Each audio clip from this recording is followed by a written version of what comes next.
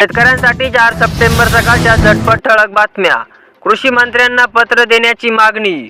पीक विमा कंपन्यांनी बैठक बोलवा। जिल्ह्यातील सर्व आमदारांची कृषी मंत्र्यांकडे मागणी। गौरी गणपती निमित्त मिळणार रवा, डाळ, तेल आणि साखर। जिल्ह्यातील 5.25 लाख पात्र रेशन धारकांना होईल लाभ। पीक विम्याचे नाकारलेले क्लेम अर्ज 15 दिवसात मंजूर करा। कृषी मंत्री धनंजय मुंडे यांचे कृषी विभाग व कंपनीला निर्देश जारी। पीक विमा योजनेत नुकसानीचे पंचनामे केले नाहीत, लोकप्रतिनिधी झाले आक्रमक। जिल्हा नियोजन समितीची सभा गाजली, कृषी विभागाच्या अधिकाऱ्यांना धरले धारेवर।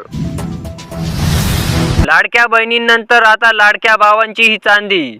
मुख्यमंत्री युवा कार्य प्रशिक्षण योजनेच्या लाभार्थ्यांना 10 सप्टेंबर पर्यंत मिळणार पैसे। संभाजीनगर, धुळे, हिंगोलीत मुसळधार पावसाचा अंदाज। बीडमध्ये घरांमध्ये शिरले पाणी, रस्त्यांना आले नद्यांचे स्वरूप।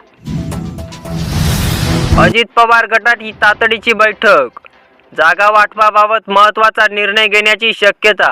पवारांसह पटेल, तटकरे यांची उपस्थिती। मनोज जरांगे पाटील यांचे मोर्चेबांधणीला सुरुवात। विधानसभा निवडणुकीची चर्चा करण्यासाठी पुण्यात मराठा बांधवांशी चर्चा। मराठवाडा, विदर्भात सलग दुसऱ्या दिवशी मुसळधार पाऊस, 12 जणांचा मृत्यू, पिके वाहून गेली। संभाजीनगरात 2, हिंगोली 3, नांदेड, लातूर, बीडला प्रत्येकी एकाचा बळी। अनुदानाचे 3 हप्ते रखडले, घरकुलाची स्वप्न अधुरेच। मोदी आवास योजनेच्या लाभार्थ्यांना पंचायत समितीत एरझारा। पाणी साचून पिके कुजली, 106 कोटींचा फटका। सांगली जिल्ह्यात पंचनामे कधी होणार? शिराळा, वाळवा, पालूस, मिरज तालुक्यात सर्वाधिक फटका। कांद्याला पीक विमा भरपाई देण्यास सरकारचा नकार। मूग, बाजरीनंतर चालू आठवड्यात मक्याची भरपाई मिळण्याची शक्यता। गेल्या वर्षी भीषण दुष्काळामध्ये खरीप हंगामातील प्रमुख पिके ही शेतकऱ्यांच्या हातातून गेल्याने त्यांना 853 कोटींचा पीक विमा मंजूर झाला।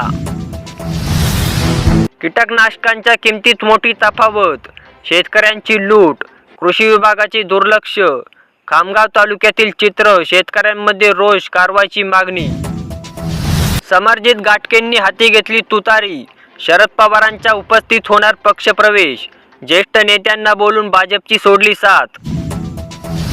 एसटी संपात पवार ठाकरेंचं पिल्लावळ, गुणरत्न सदावर्ते यांचा थेट आरोप।